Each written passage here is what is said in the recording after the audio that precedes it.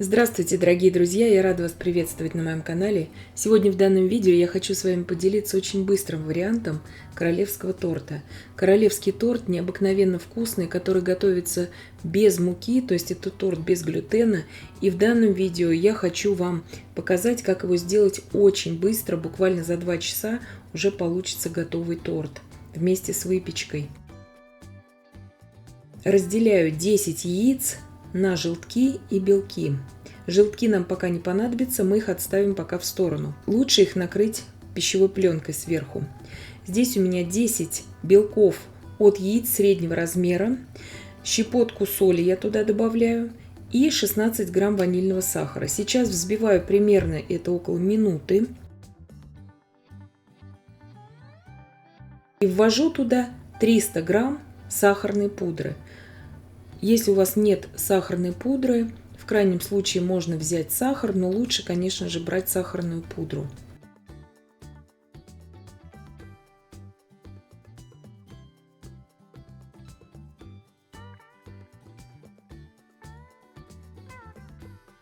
Белковую массу я взбивала около 5 минут. Вот такой консистенции она у меня получилась, глянцевая меренга. Добавляю туда сейчас 40 грамм кукурузного крахмала и аккуратно все это сейчас перемешиваю венчиком до однородности. Можно лопаткой силиконовой, но венчиком еще удобнее.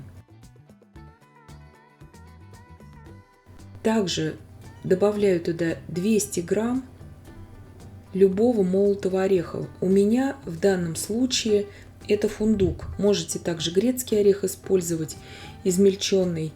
Также можно миндаль брать. У меня фундук.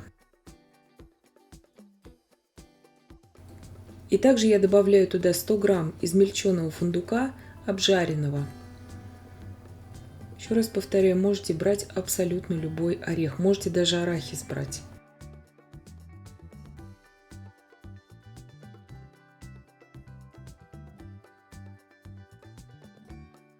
Масса готова.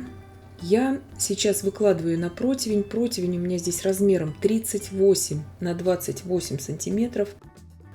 Здесь у меня силиконизированная пекарская бумага. Если же у вас бумага не силиконизированная, есть смысл ее слегка смазать любым маслом. Лучше растительным, без запаха. Можете также на тефлоновом или на силиконовом коврике это выпекать. На тефлоновом вообще просто замечательно. И распределяю сейчас всю массу. Духовка у меня уже разогрета на 175 градусов Цельсия. Выпекать буду на режиме вверх-вниз, без конвекции, на среднем уровне примерно 40-50 минут. Зависеть будет от вашей духовки. Итак, отправляю сейчас выпекаться. А в это время я буду готовить крем, чтобы не терять времени. Здесь 10 желтков. Туда же я отправляю 90 грамм сахара, пакетик ванильного сахара 8 грамм. Все это аккуратно перемешиваю. 180 миллилитров молока добавляю туда. Также все перемешиваю, чтобы не было пленочек от желтков. И иду уваривать. При непрерывном помешивании в кастрюле с толстым дном. На очень умеренном огне. Сейчас я довожу всю эту массу до кипения. Когда пойдут первые пузыри, надо сразу же снимать эту массу с огня. Иначе она у вас будет сворачиваться. 100 грамм шоколада. Шоколад от 40 до 70% можно брать какао. Сейчас накрываю всю эту пищевой пленкой в контакт и оставляю остывать до комнатной температуры, то есть не до холодного состояния. Корж у меня испекся. Провел он у меня в духовке около 50 минут, практически 50 минут. Сверху корочка хрустящая получается, внутри корж мягкий. Я сразу же его переворачиваю сейчас на решетку и даю ему остыть полностью.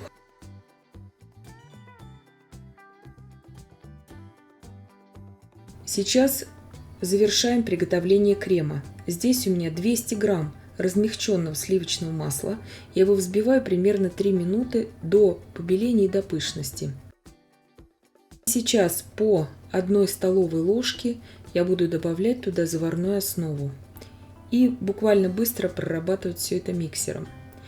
Заварная основа остыла до комнатной температуры 25-27 градусов Цельсия. Крем готов, он не расслаивается, крем этот, он очень хорошо объединяется. Корж тоже остыл у меня. Если вы будете выпекать его меньше по времени, он будет более бледным и будет таким более мягким.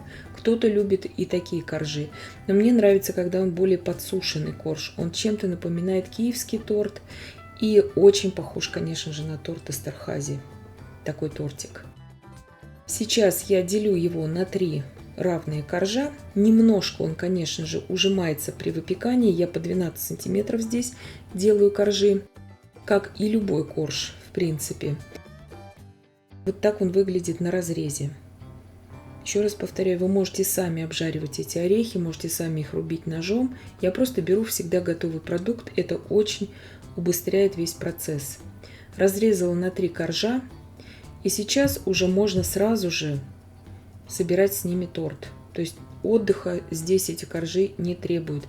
Если вы не сразу хотите собирать с ними торт, вы можете их хранить при комнатной температуре несколько дней, такие коржи. С ними ничего не случится. В темном прохладном месте. Крем я поделила визуально на 3 равные части. И сейчас выкладываю на каждый корж по одной части. А третьей частью крема я уже покрою тортик сверху и с боков.